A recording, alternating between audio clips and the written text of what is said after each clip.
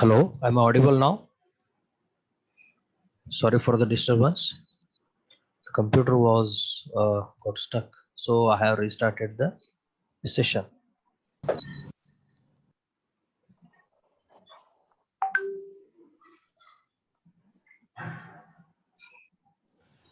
Please do reply here that you can hear the chat box. Hello. Okay. Fine. Fine. Ah.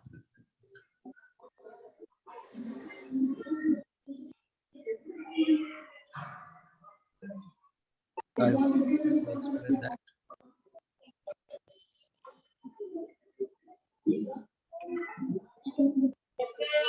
Okay. Fine. Fine. So here the data. I was explaining about this point. 5 plus of -2. I will explain once again. Please listen. The data will be present here, which I wanted to perform operation. Data will be collected from the source like a hard disk or a RAM. If there are negative numbers or operands, sign extension is compulsory. So because one, okay. So Shanmukh, please type your question here or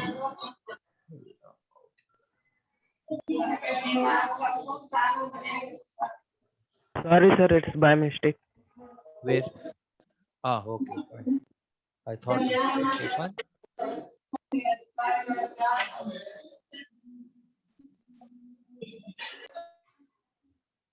Okay, so here the values 5 and -2. As I mentioned, -2 is compulsorily should be converted into the 32-bit number. So hence it is a sign extension is done. Okay, so the next among the set of resistors available, we have to use appropriate combination of resistors, and we should go for usage of a resistors. So one resistor value directly give one resistor value which is holding one operand, say for example 5, will directly enters the operand 2, which is -2, which should be converted into 32-bit number by 2's complement method. Okay, so that should come via barrel shifter. So barrel shifter is advancedly fetches an operand, and it makes that -2 to enter in the form of 2's complement. So here directly passing 5 will be faster, whereas converting -2 via 2's complement will be slower. Among these two, which is slower, that will come via barrel shifter. Barrel shifter makes execution of or modification of data in one form to another faster.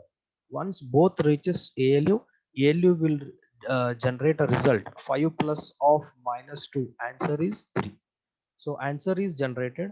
Meanwhile, the address of A value and the address of A operand and address of B operand both are copied to an unit called multiply and accumulate to generate what address. So what we have got here at horizontal level of this here is answer as 3 and address. So here we got two entities, answer and also address. Address here, if it is address of something like monitor or file, it will be forwarded. Answer will be displayed on the monitor, or it is going to store it in the file. Okay, if I don't want to store the answer, or I don't want to show the answer on the monitor, also I don't want to store it on the file, but I want to store the answer in register. So two registers are busy, that is R1 and R2 according to my assumption. So what all are free now? R2 to R12 are free. So where they are available? Here. Hence answer is given back to the register file. Okay, so what is concept of incrementer? Incrementer increments program counter. So I will show the program counter in lab session. or if possible in this session only, I will try to show the importance of increment. Okay, so hope it is clear with the present diagram.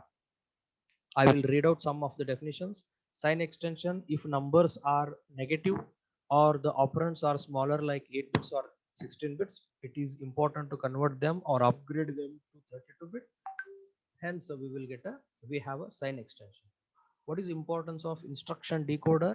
It decodes the operation code what we wanted to execute. Say for example, if I wrote a plus b, it decodes as add r1 comma r2, assuming a is in r1, b is in r2. So what is a register file? It's a collection of all registers. Here you can see register file. It's collection of all registers. Purpose of register file is to store the data temporarily. Okay, what is the purpose of barrel shifter? So barrel shifter is used to fetch in advance. Advance means early the one operand among the two, so that which may take little more time for representation, that will be shifted earlier than barrel shifter. And what is where the barrel shifter will be? Barrel shifter will be present before ALU. Before ALU. Okay, so then MAC, multiply and accumulate unit, it is used to generate one address where we wanted to store the data or result. So please remember, result is updated most of the time in register files, because R1 plus R2 answer will be stored back again in R3. Like that, most of the time register result will be updated in register files only. So target address is generated after the execution. Whatever the address is generated, based upon that, either monitor address or file address or some register address, based upon that data is either forwarded or it is fed back to the register unit. If it is to be, okay, so what happens when the data I want to store it on hard disk? So a plus b answer I want to store in a hard disk. See this copy, see, check the arrow mark or the movement of the cursor. 5 plus of bracket minus 2, answer is 3. Here I got answer 3. I got address, both address and result I am taking back to the register. From there, please concentrate here, and I am going to store the answer 3 in some of the hard disk. Can you see the arrow mark now?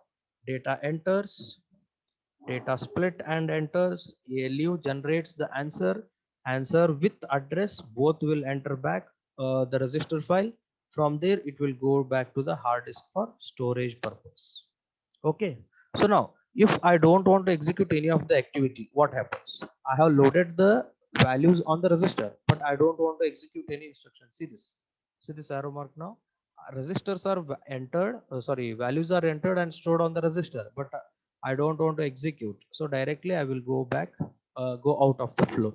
So that means processing, there is no execution called a plus b, a minus b, etc.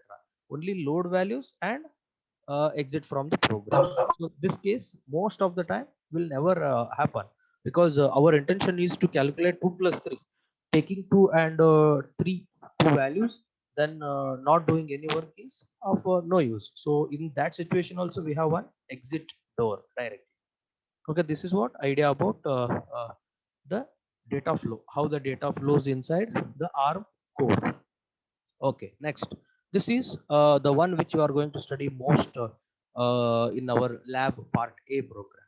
So registers, you know the definition of register, it is used to store data or values. So based upon processor modes, which we have 6 different modes, the registers also will keep changing.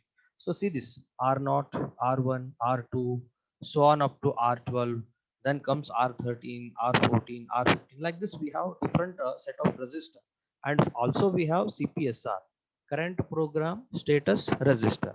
So these all are the registers available in our for our operation. So here there is a limitation that I cannot go on using R13, R14, R15. They are specifically reserved for some of the purpose. So what are the purpose? We will see as we will study in detail the register part. Okay, so let me start one session for the software. So you will come to know where exactly you can see the resistors, how to concentrate or how to analyze the presence of the software, sorry, resistors. See here, I have wrote one program which I am going to explain in the lab session for you. Okay, so here, okay, fine.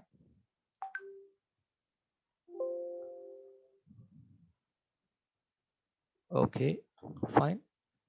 See, please do reply in the chat box. You can see some of the this one resistors. Please say resistors visible in this here in the chat box. You see, anyone can say resistors are visible. Okay, not visible. Why? Okay, wait a second.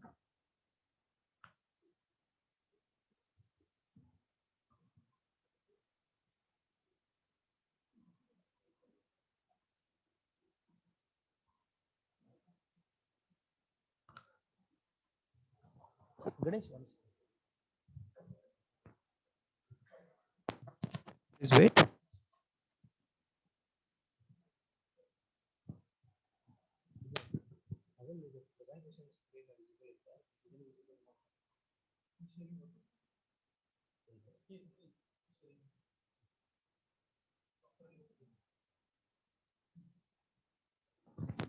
Okay, so guys, can you see this one here where the cursor is moving now? Okay, fine, Preetham. Right? See this, whatever is in the diagram, which I have shown you.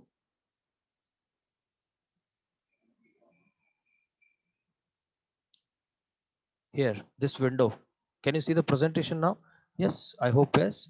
So then here, let me show the in the real environment. See this. See the resistor, how you can see.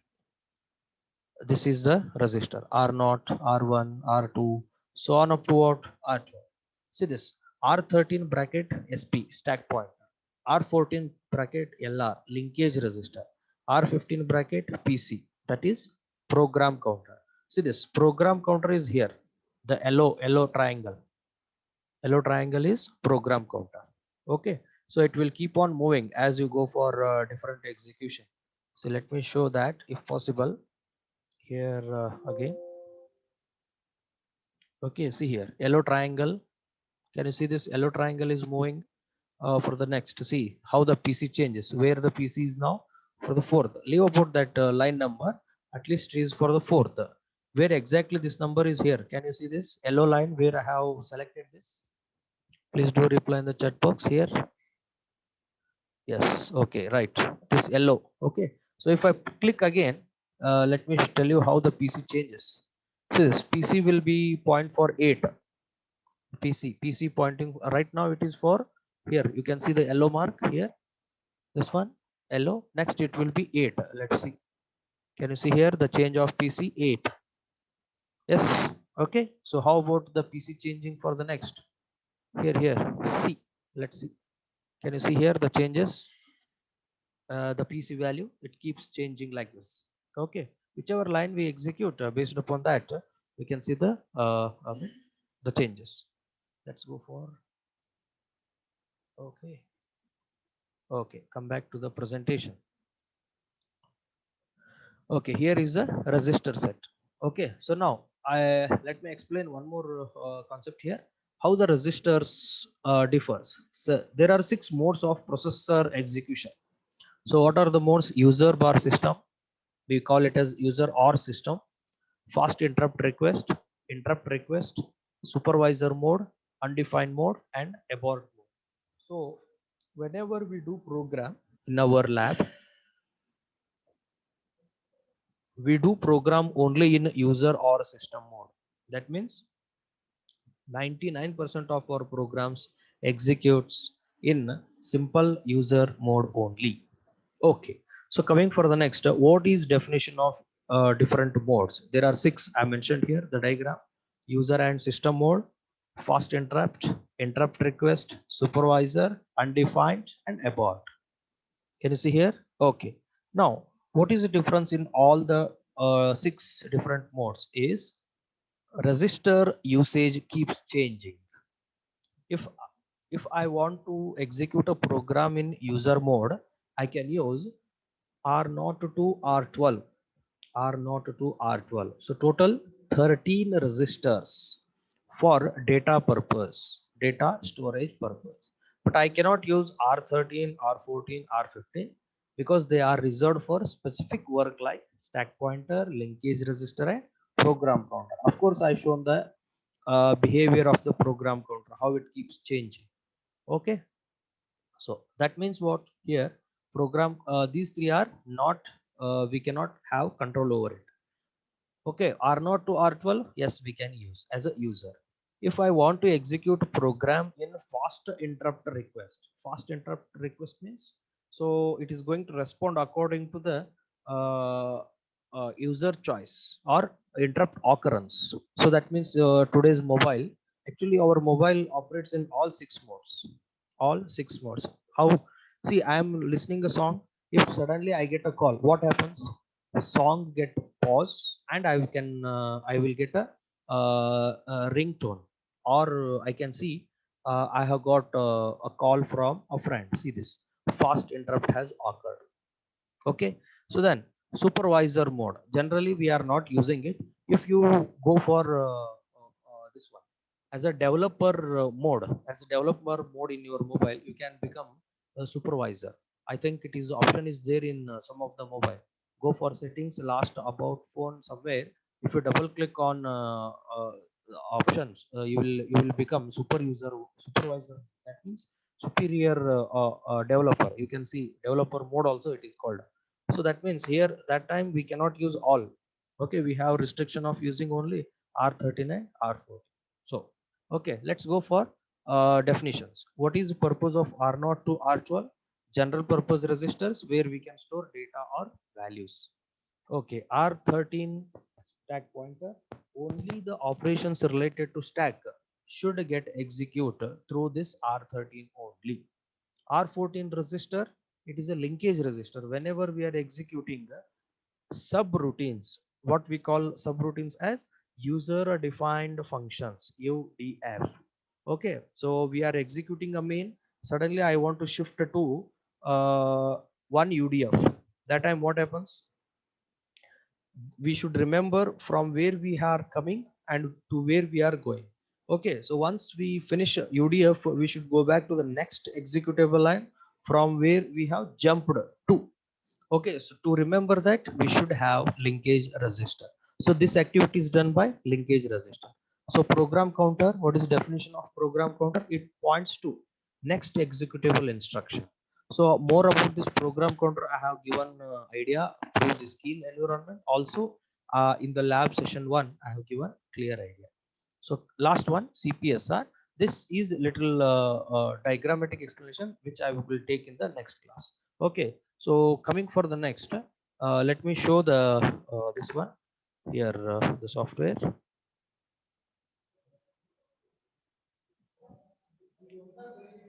Okay, see here.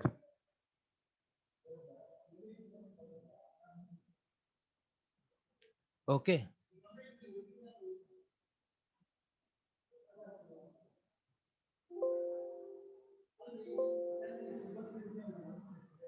okay, how it is different?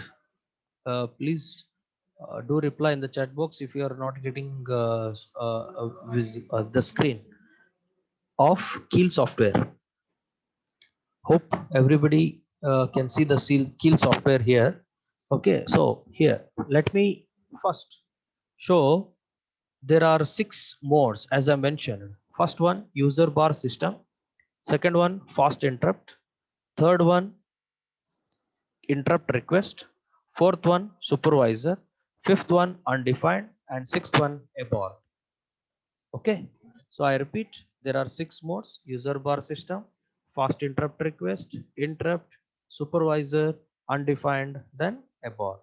See, if I click on this plus, I will get the individual in that mode. How many are there? Generally, user bar system is same as current. User bar system is same as current. Hence, what we have here R0 to R12. Okay, you can see even in the diagram also. here, here in the diagram, current, what we call user bar system, both are same. Here R0 to R12, R13, R14, R15. Okay, so if I expand here, so what I will get is, okay, can you see this diagram? If I minimize this and go for fast interrupt, R8 to R12, R13 and R14. So here you see,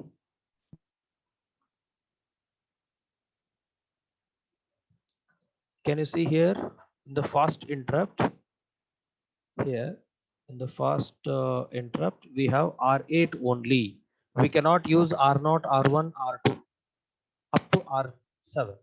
We cannot use it. Okay, so in the interrupt mode, what all we can use?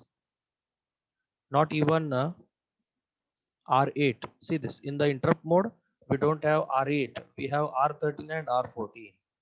Okay, then comes the supervisor mode, what we can see here, R13 and R14 in the supervisor mode. So last but one, undefined. So there also we have R13 and R14. So again, one more last is abort. In the abort also we have R13 and R14. Okay, so here I have one common diagram. Okay, in which all the resistors availability based upon mode is shown. See this, user bar system mode, all the resistors. Fast interrupt request R8 to R14. In the interrupt request only 13, 14. Supervisor 13, 14. Undefined 13, 14. Abort 13, 14. Now question, how to identify, okay, how to identify the resistor in the mode? Please see this instruction. See here, mode of a processor is identified by register name underscore mode name. Register name underscore mode name. See here, let me check. See this, what is the register name here where the cursor is present? R13 underscore FIQ, fast interrupt request. So looking into the underscore term, fast interrupt request, and name of the register is R13. Okay, here you can see R14 underscore UNDEF. Mode is undefined, number is R14. Okay, last ABT, abort. Name of the mode is abort. Register number is R14. So coming back to this 3, there is no underscore. That means defaultly it becomes user mode. R11, there is no mode specified, hence it is user mode. Whereas R11 here, what happens? R11 underscore FIQ. FIQ stands for fast interrupt request. R11 refers register number. Okay, this is how to understand. This question will be there in the examination. Please do remember and practice the diagram. Okay, so I will give this material for in the YouTube channel also. I will update both the videos. There was a stuck in the today's session that I hope that will not come again in our future classes. Okay, so thank you. You can give your attendance in the chat box and you can leave the classroom by your this one USN only. Type your USN.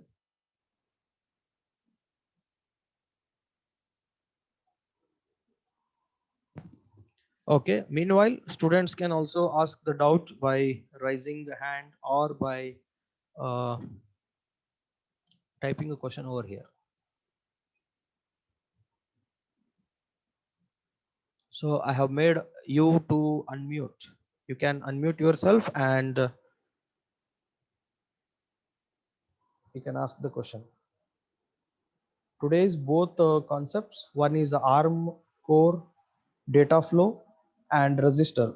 Both are theoretical question. Definitely you will get a question both for one for 8 marks, that is the ARM core data flow, and register for minimum 6 marks. So the content is of 14 marks today, whatever we have studied.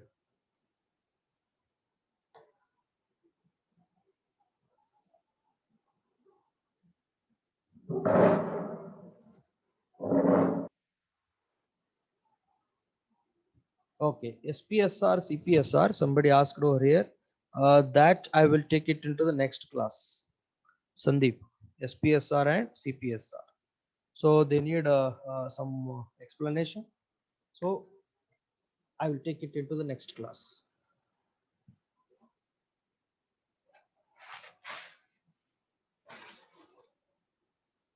Even Sagar.